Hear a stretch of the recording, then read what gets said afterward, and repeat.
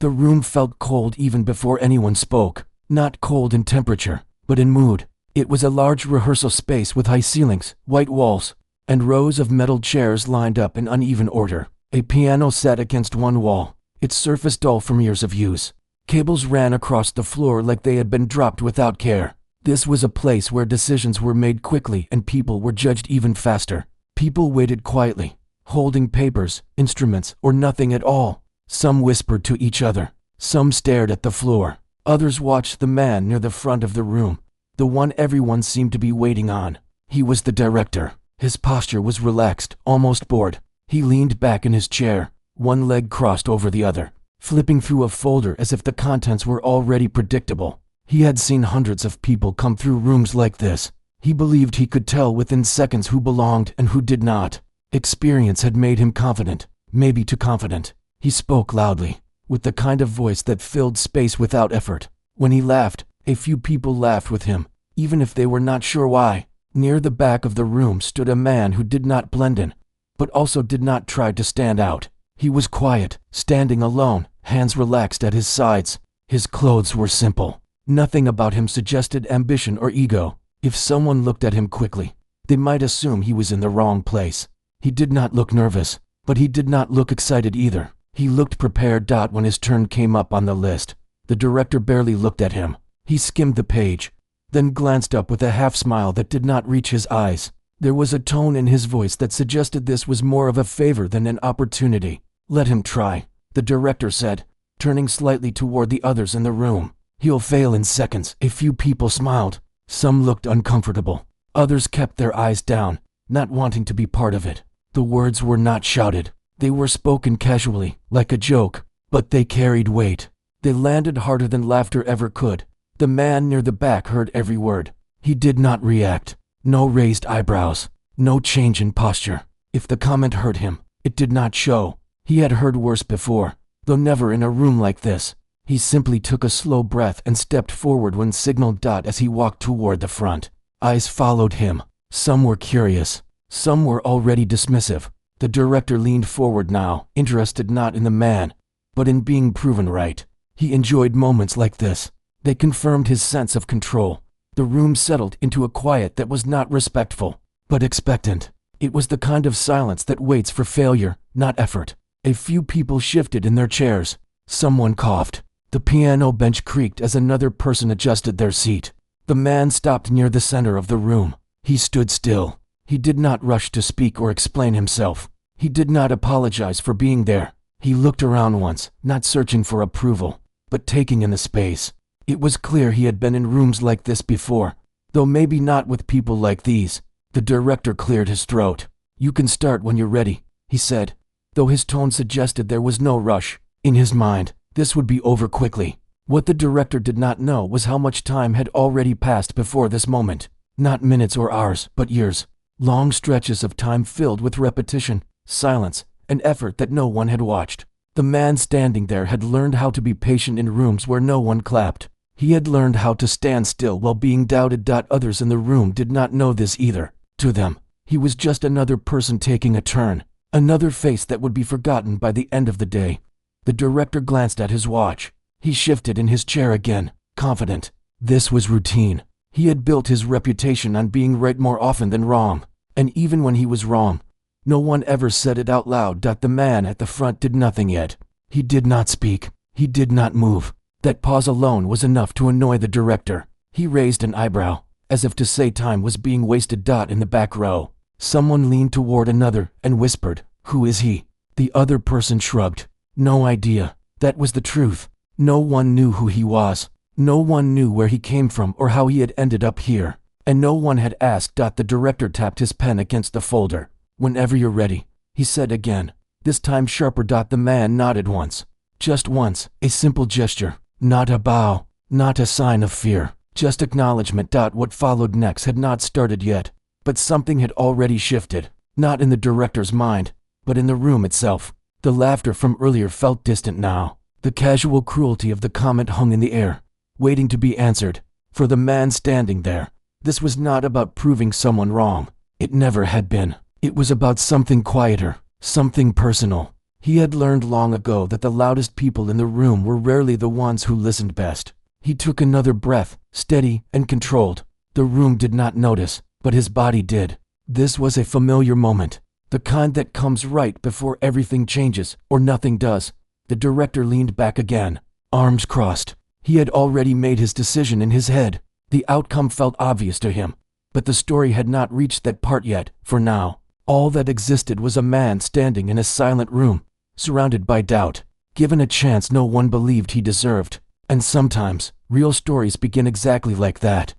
Long before he stood in that cold room, long before the director spoke those careless words, the man had learned how to exist without being noticed. His life had never followed a straight path. It moved slowly, quietly, often in circles. While others seemed to find doors opening for them, he learned how to wait outside without knocking. He grew up in places where noise was common but attention was rare. Music was not something people talked about seriously there. It was background sound, something played on old devices or heard drifting from open windows. For him, it became something else.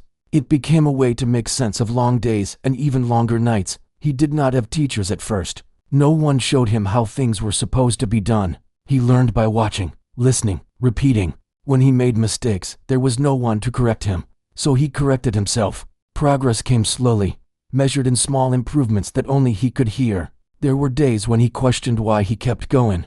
Days when practice felt pointless and silence felt heavy. But something inside him refused to let go. Not ambition, not dreams of fame, just a quiet need to continue. As time passed, he found small chances to grow. A borrowed instrument, a shared space, a short moment when someone allowed him to listen or try. These moments never lasted long, but they were enough. He learned to make the most of limited time. People around him often misunderstood his focus. They thought he was distant or uninterested. In truth, he was always listening, always noticing details others missed. Sounds, patterns, pauses, things that could not be taught in a classroom. He worked jobs that had nothing to do with music. Long shifts, early mornings, late nights. His hands grew tired, his body worn. But even after exhaustion, he found time to practice. Sometimes quietly, sometimes only in his head. Music followed him everywhere, even when no sound was made. He never spoke much about what he was doing. He learned early that explaining yourself invites judgment, so he kept things to himself. Progress became personal, not something to display. There were setbacks, times when opportunities seemed close, then disappeared without explanation. Times when people smiled politely, but offered no real support. He accepted these moments without bitterness. He learned that disappointment was part of the process. Years went by like this. Quiet effort. No applause. No recognition. Just consistency. The kind that builds strength slowly, without anyone noticing. Eventually, he began to understand something important. Skill grows differently when no one is watching. Without pressure to impress, he focused on honesty, on sound that felt real rather than perfect. That understanding shaped him more than any lesson could have. By the time he reached the age where many people had already chosen their paths, he was still walking his.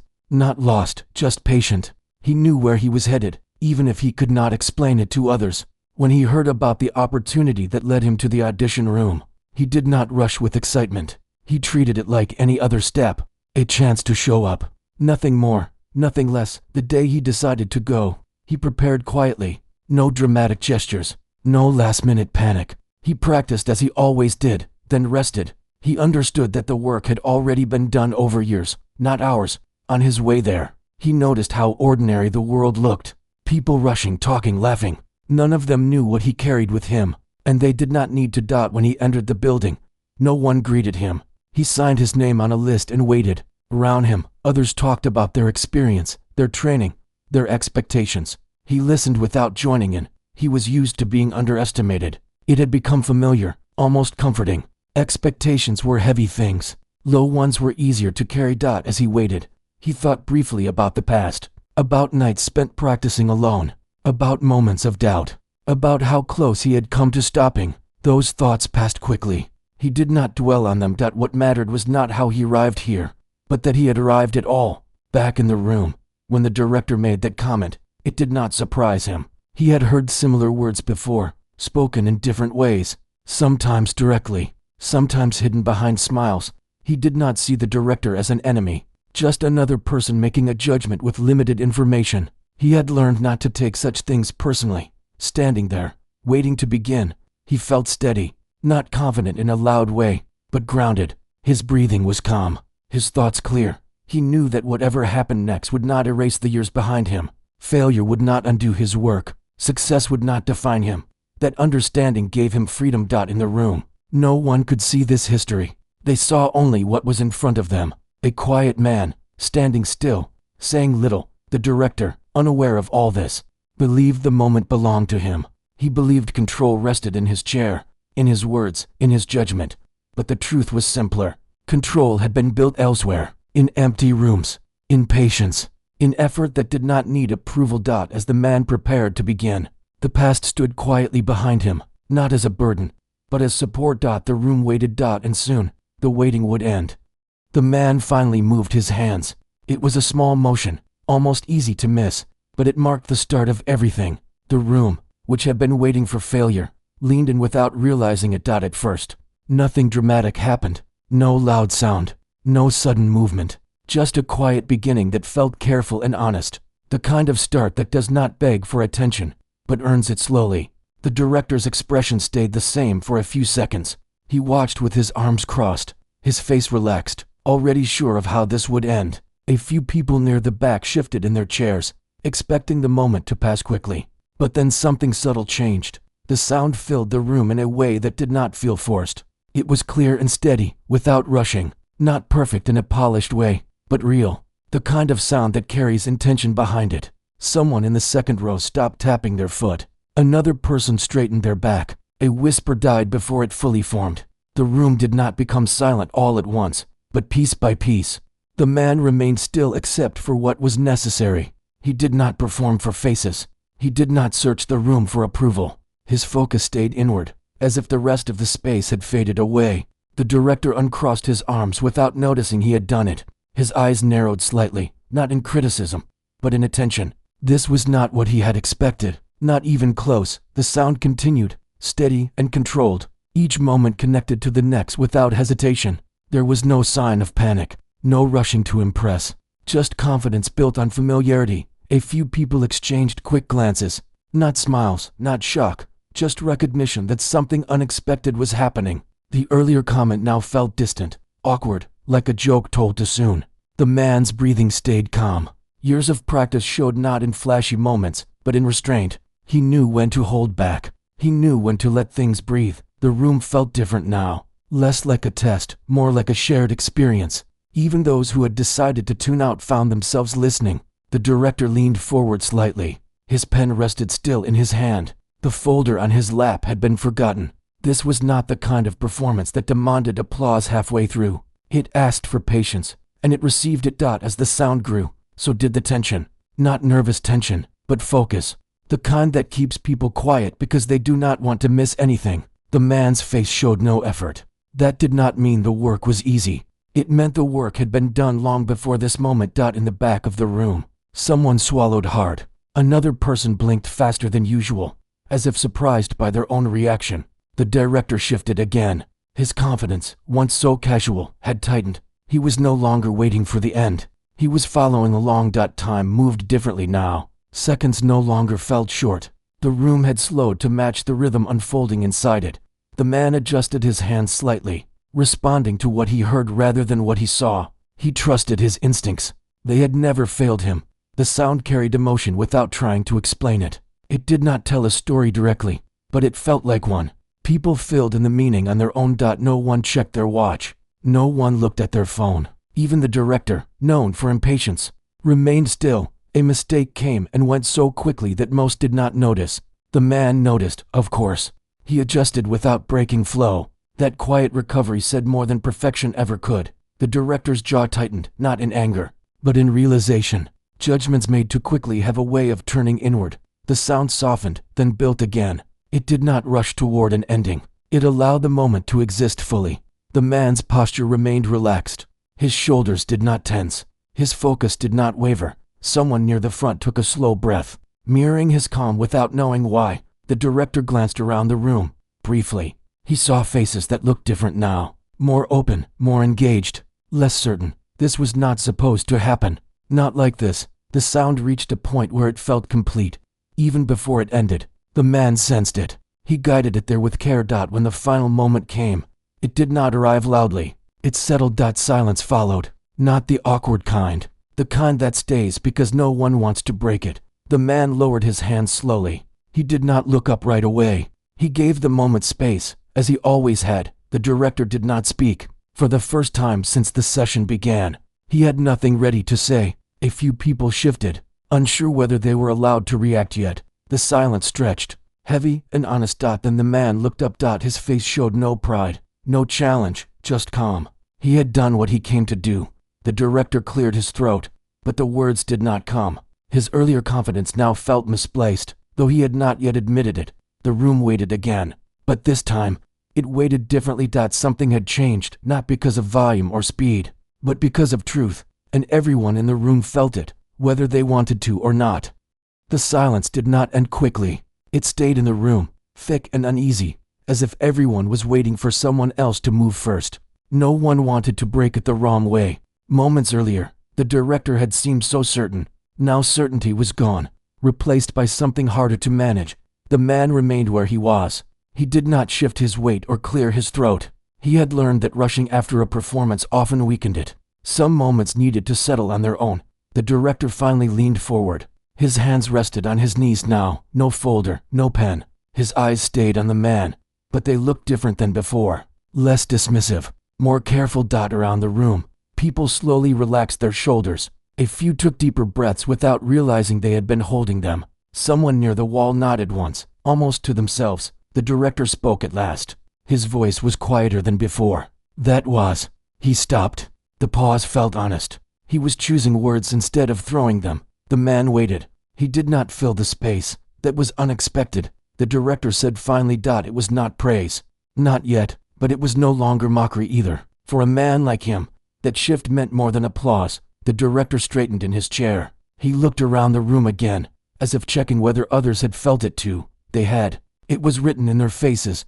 One of the assistants scribbled something on a notepad. Another person leaned forward, elbows on knees, still focused. The director cleared his throat again. Where did you train? He asked. The question itself was revealing. It assumed there must have been training somewhere formal, somewhere recognizable. The man answered simply, mostly on my own. He said. A small pause followed. The director raised his eyebrows slightly. He did not hide his surprise. On your own, he repeated, as if testing the words. The man nodded. He did not add more unless asked. He never had. The director leaned back again, but this time without arrogance.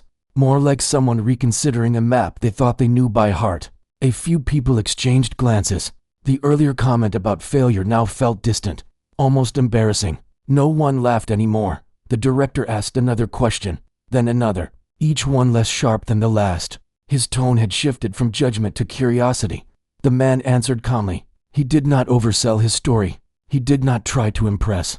He spoke the way he always did, letting facts stand on their own. As the conversation continued, the balance in the room changed. It was no longer one person being tested by many. It felt closer to an exchange. The director glanced down briefly, then back up. He took a breath. I'll be honest, he said. I didn't expect that. This time, the words carried weight. They landed differently. The man nodded once, not in agreement, but acknowledgement. He was used to being unexpected. Around them, people listened closely. Some leaned in, others sat back, processing. The energy in the room had shifted from casual to serious. The director asked him to repeat a section, not because he doubted it, but because he wanted to hear it again.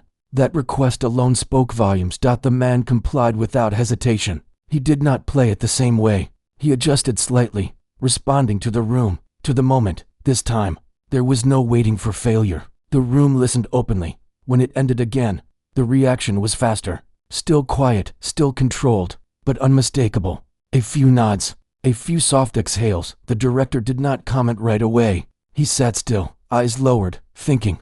This was the turning point. Not a loud one, not dramatic, but real. The director had built his reputation on instinct, on reading people quickly. Now he faced the rare moment when instinct had been wrong.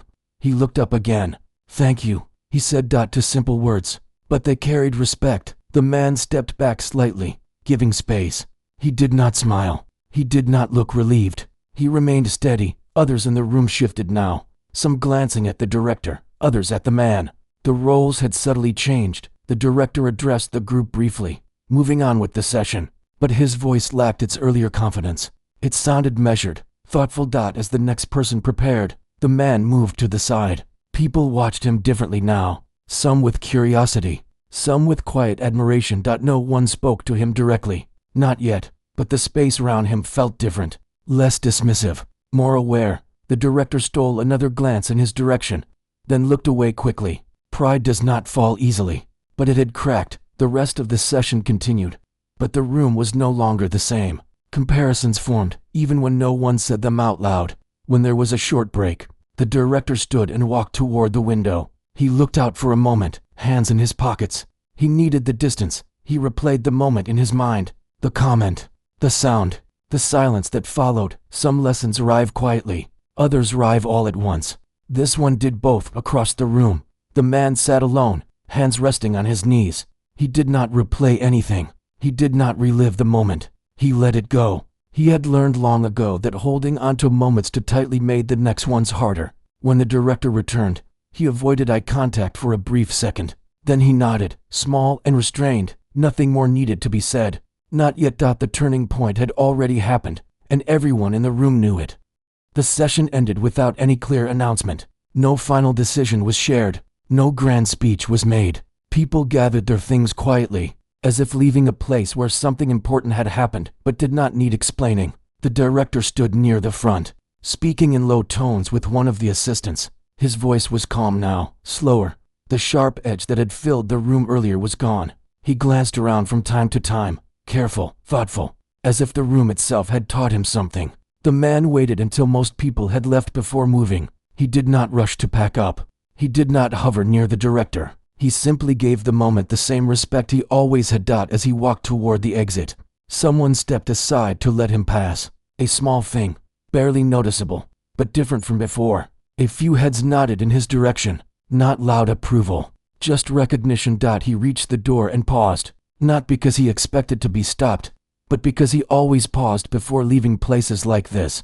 It was a habit, a way of closing the moment. Behind him, the director called out softly, not sharply, not with authority, just enough to be heard.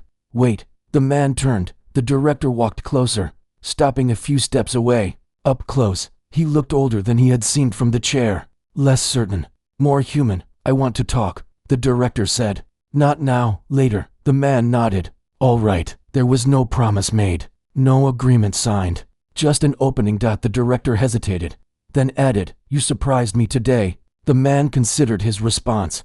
That happens, he said quietly. The director let out a short breath, almost a laugh, though it held no humor. Yes, he said. It does. They stood there for a moment longer, neither needing to say more. Then the man turned and left outside. The air felt lighter, not because something had been won, but because something had been released. The weight of being judged without being known had lifted, if only slightly. He walked down the steps and into the street. Cars passed. People talked on phones. Life continued as it always had. He did not feel the need to call anyone. He did not replay the performance in his mind. He simply walked. Later that evening, the director sat alone in his office.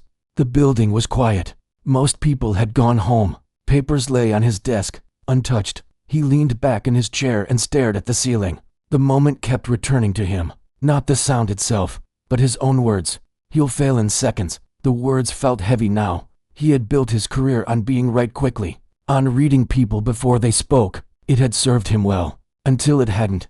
He thought about how easily authority can turn into blindness, how comfort can dull curiosity. The realization was uncomfortable. He did not regret offering the chance. He regretted the certainty that came before it. The next few days passed quietly. No calls, no messages. The man returned to his routine. Work, practice, rest. Nothing changed on the surface. He did not wait by his phone. He had learned long ago that waiting drains energy better spent elsewhere. When the message finally came, it was short, polite, direct. An invitation to continue the conversation. He read it once, then again. Then he put the phone down and went back to what he was doing. When they met again, it was in a smaller room. No audience, no pressure, just conversation. The director listened more than he spoke. He asked questions without assuming answers. The man spoke honestly, without shaping his words to impress. They did not talk about success. They talked about process, about patience, about mistakes. The director admitted, quietly, that he had been wrong. It was not an apology spoken loudly. It was something rarer, an acknowledgement. The man accepted it without ceremony. He had never needed validation from people like him. Respect was enough. Over time, opportunities followed. Not suddenly, not magically. Step by step, the man remained the same. He practiced. He listened. He improved. The director changed too, though fewer people noticed. He became slower to judge, quicker to listen. He learned that talent does not always announce itself. Months later, someone asked him about that session, about the quiet man who had surprised everyone. The director paused before answering. He didn't surprise me, he said. I surprised myself. The story spread, as stories do, often simplified, often riddled with louder moments than the real ones. But the truth remained simple. A man was underestimated. He was given a chance. He used it, not to prove anyone wrong, but to be honest with what he had built over time. The real lesson did not belong only to him. It belonged to everyone who had been in that room, and to anyone listening later. Sometimes the quietest people carry the deepest work. Sometimes confidence speaks too soon. And sometimes, all it takes to change a room is the courage to begin.